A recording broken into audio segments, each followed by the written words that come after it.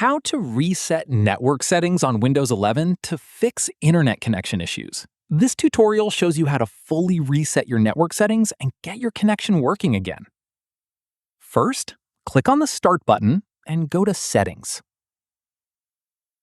From there, click on Network and Internet. At this point, scroll down and click on Advanced Network Settings. From there, scroll down further and click on Network Reset. After that, read the information on the screen and click on Reset Now. From there, click on Yes to confirm the network reset. In the next step, wait for Windows to complete the reset. Your PC will restart automatically once it is done. Once your PC is back on, check if your internet connection is working properly.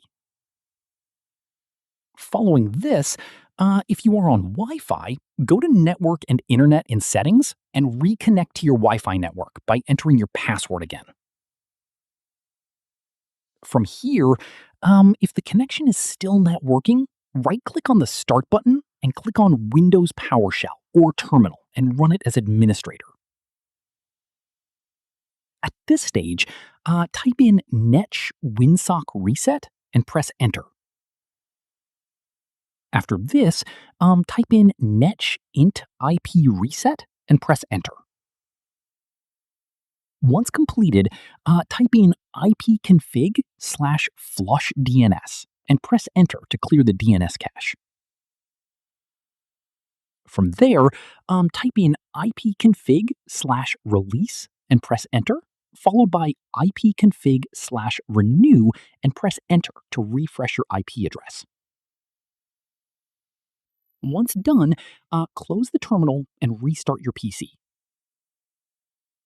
Keep in mind, resetting your network settings will remove all saved Wi-Fi passwords and VPN configurations, so make sure you have your Wi-Fi password on hand before proceeding.